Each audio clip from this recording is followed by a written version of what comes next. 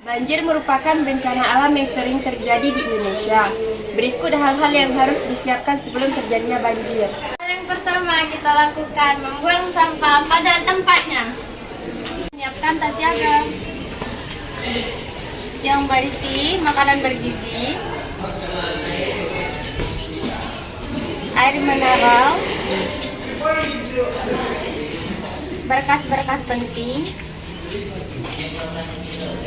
obat-obatan, sama baju. 3. Mengetahui jalur evakuasi. Yang keempat, update info cuaca terkini bisa melalui Google atau media sosial lainnya. Hal-hal yang harus dilakukan pada saat banjir.